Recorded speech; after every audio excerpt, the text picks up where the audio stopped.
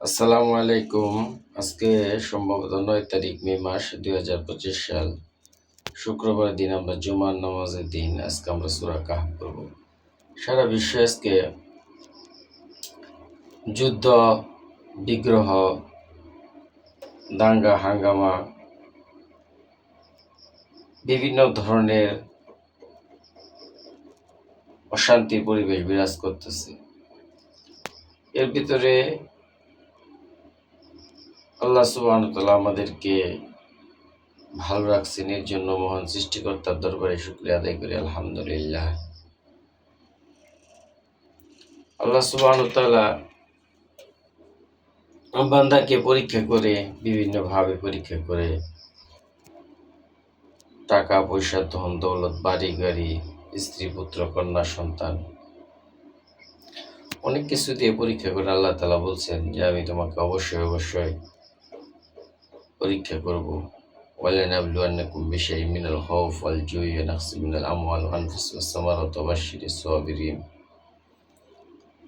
তুমি যদি এর ভিতরে ধৈর্য ধরতে পারো, সবর করতে পারো, তাহলে অবশ্যই তুমি সাকসেসফুল হবে।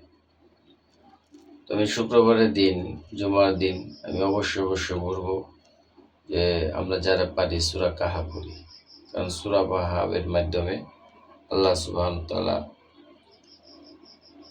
যে মসিহুদ দাজ্জালের যে ফিতনা হবে, সেই ফিতনা থেকে আল্লাহ তাআলা আমাকে হেফাজত করবে। আর মসিহুদ দাজ্জালের ফিতনা যদি কঠিন থেকে কঠিন হয়ে যায়, তখন আমাকে ওই টাইমে কি করণীয় সেটা আমাকে নিজেকেই নির্বাচন করতে হবে, এবং নিজেকে নির্বাচন করে আমার নিজেকেই তার ফিতনা থেকে বাঁচার জন্য, নিজেকে সেভ করার জন্য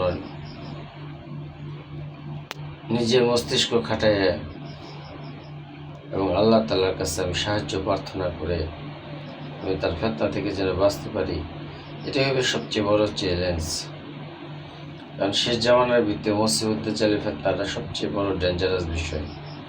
এমন কোনো নবী রাসূল আগমন ঘটায়নি যারা মসিহুদ দাজ্জালের ফিতনা সম্পর্কে তার উম্মতকে, তার জাতিকে সতর্ক করেনি। শেষ নবী আমাদের প্রফেট মুহাম্মদ সাল্লাল্লাহু আলাইহি ওয়াসাল্লাম, তিনিও তার জাতিকে এবং তার উম্মতকে সতর্ক রেখেছে। সাহাবা আজমাইনরা জিজ্ঞেস করছিল যে আমরা যদি ওরকম সময় অবস্থান করি তখন আমাদের করণীয় কি? তখন রাসূলুল্লাহ সাল্লাল্লাহু আলাইহি ওয়াসাল্লাম গাইডলাইন বাতায় দিয়ে গেছে। সেই জন্য আমরা আল্লাহ তাআলা আমাদেরকে ওই সমস্ত ফিতনা থেকে হেফাজত করুক। এই জন্য আমরা প্রতি শুক্রবার দিন, জুমার দিন সূরাতুল কাহফ পড়ার জন্য চেষ্টা করব। আসসালামু আলাইকুম ওয়া রাহমাতুল্লাহি ওয়া বারাকাতুহু।